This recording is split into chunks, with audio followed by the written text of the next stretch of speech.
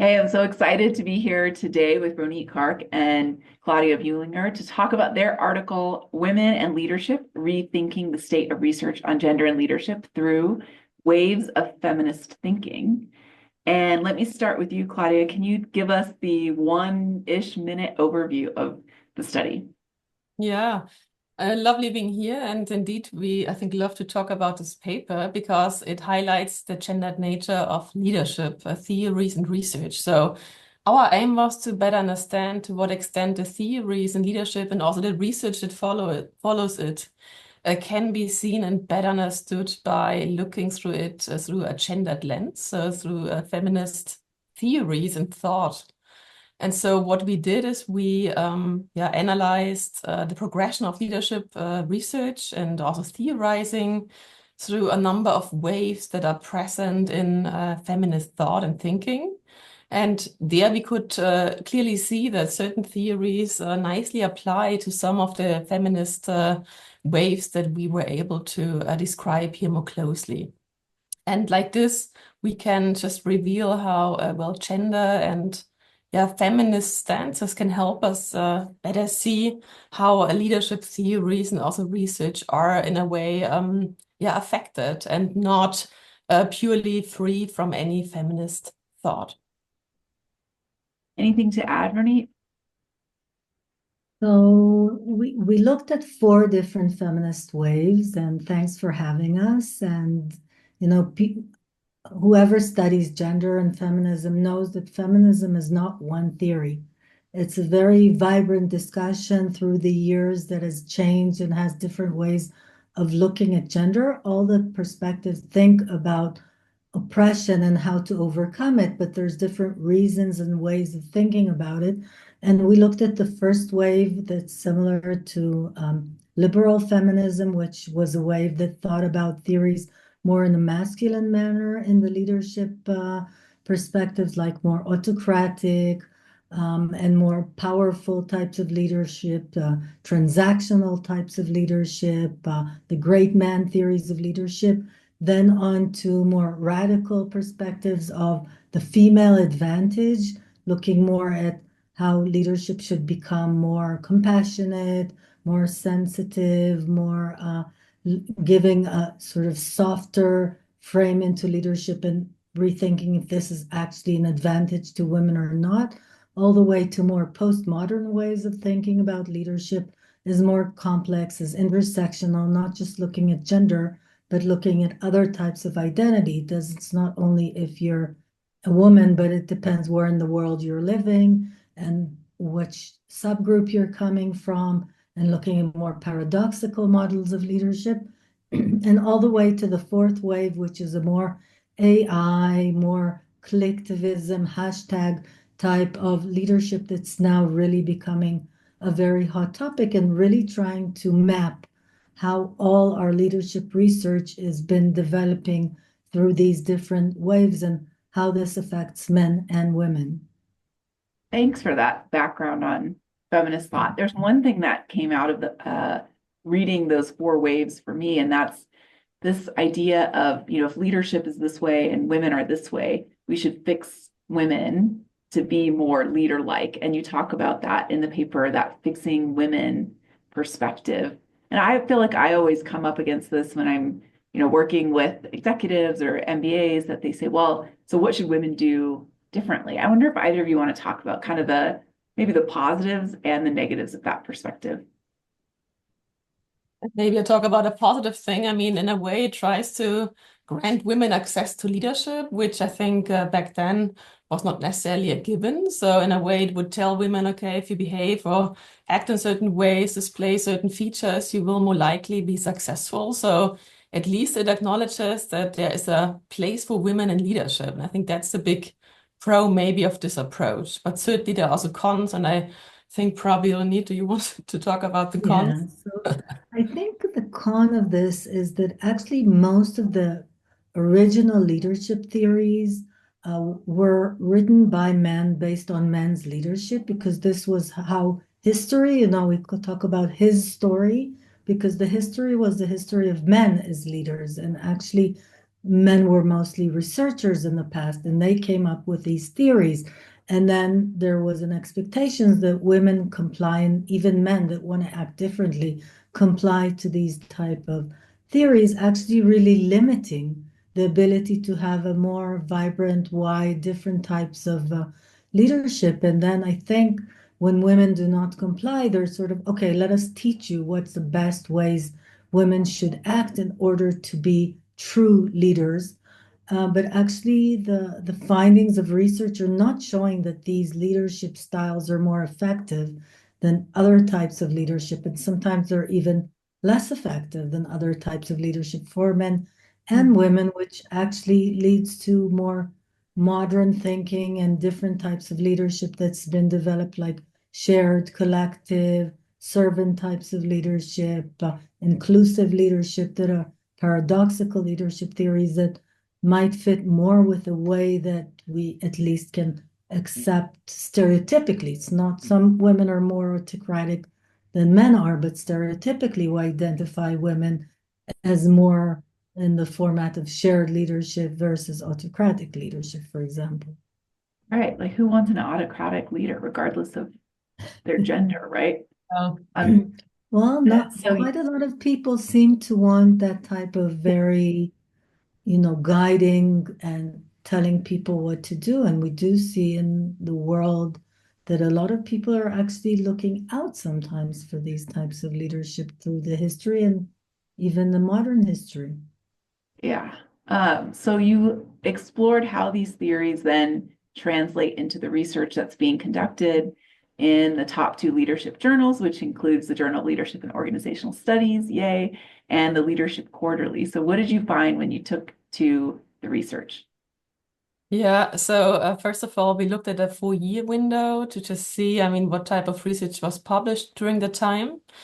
And so first of all, we saw that there was quite some interest in gender, obviously, because it was quite strongly represented in all the papers that were published during that time, which tells us it seems to be a continuously important topic that, well, is being recognized by scholars.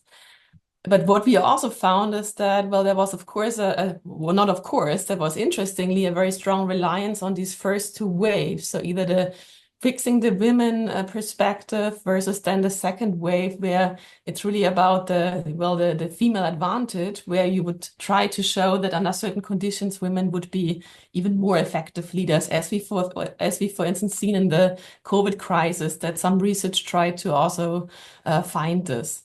And so we see that still, despite, well, the existence of a third and maybe a fourth wave now, so on gender and AI and more digital and more systemic aspects of gender, we still see that many papers are really still occupied with finding out how women could possibly be fixed, or, well, how they could be used for a female advantage. And so still a bit stuck in these first two waves that still are very influential, obviously, until today.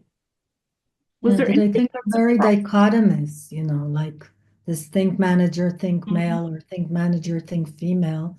Doesn't matter which one of them you take, is a very sort of dichotomous and sometimes not rich enough way to describe leadership. For sure. Was that surprising to you, Roni, or was there anything else that surprised you as you uncovered the It papers? wasn't that surprising. I think what I was surprised is first that there was, as Claudia said, quite a lot of representation of work on gender in both journals, almost up to 25% in in one of the journals, which was, I mean, it's a big change, I think, from the past. And the second thing that to me was really interesting was also looking at subgroups and different identities. For example, the bamboo ceiling for leaders coming from Asia, that they're expected to act more submissive or be less dominant, or the fact that Black women managers are, they can get by with being more dominant and assertive versus white women that are expected to be more delicate. So I think actually it's really interesting to see that it's not just women or men, but there's a lot of, and all the different LGBTQ plus and studies around the world that are starting to look at, different norms of not just dividing everything in a very dichotomous manner. So that was interesting to me. I feel like Maybe, yeah, there's, sorry. no, you first, go for it. If I could add to this, what was interesting is that, however, very complex treatments of intersectional topics and discussions seem to primarily take place in the realm of theory. But when it comes to empirical testing, we still very much lag behind, and we would also expect that in the upcoming years, we will see much more complex ways of testing and answering intersectionality questions. So with more than two dimensions that are being looked at, for instance. So there we also found that's mostly theory that's being out there so far. Yeah, I feel like there's huge implications of your findings and just looking at that body of work. So if you read the paper, all of the articles they included in the review are cited in there. You can look back at this just wealth of information. What would you say from your perspective? And I want to hear, the kind of final thoughts from each of you that you would take away from this to give advice to women leaders or men leaders who could use what you found in this article to be more effective. Yeah. Do you want to go first, Claudia? Yeah, so I think one thing that really stands out is that, I mean, we cannot think of leadership theory and ideas as free of well, our society and of, let's say, the gendered nature of it. So we can really see how very strong linkages between the two may also shape what theories are being used, and it will also affect what type of research is being conducted. So seeing the gendered nature of our theories in leadership, and of course also in our research, seems very relevant. So we have to acknowledge that, we have to be aware of that, and maybe also keep it in mind when developing new theories, which we now expect. For instance, with respect to intersectionality research, but also with respect to AI and leadership, which is now, I think, a very an important ground for new theories to develop. But also there, I think there will be some intrusion of gender. This cannot be well disentangled, really. Absolutely. Thank you. Yeah. So I agree. I think we think about the way that we write and we teach leadership and the way that we evaluate leaders or promote them as gender neutral, but it's usually not really gender neutral and I think I would recommend that people be much more critical of what we're thinking and always look at sort of the unconscious processes that are happening. And my recommendation for women and men allies is actually to really get to know more, to learn more about these perspectives, about critical perspectives, to be able to deconstruct things and not just take reality as it seems, because today a lot of the biases are really well hidden. And a lot of times, if women don't know this, they then accuse themselves. They say, okay, I'm not good enough. That's why I wasn't promoted. I'm not doing it right. It's my problem. But then when women and men learn more about this, they understand it's something structural and it doesn't really relate to a specific woman or man or to what they're doing. And if it's something structural and social and political, the way to actually change it is not for a specific woman to act in a different way.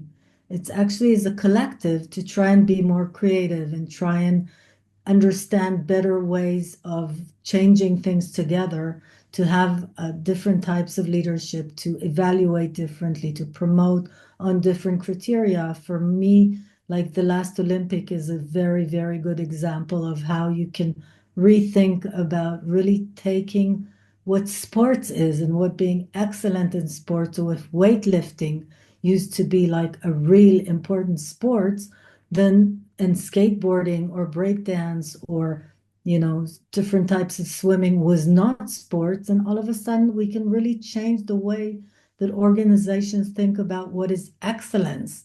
Who said that throwing an error is more excellent or lifting weight than being able to sail or being able to climb a mountain?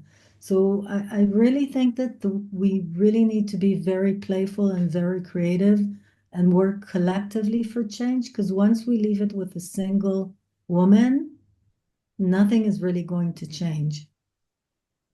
Oh, very inspiring. Thank you so much, both of you, for being here and for your leadership as prominent women in the field. Definitely, I think reach out if you have questions. I feel like there's so much more we could have talked about here today. And really, thank you for your time. Thank you. And we really you. enjoyed to have our paper in leadership and organizational studies. Thank you. Thank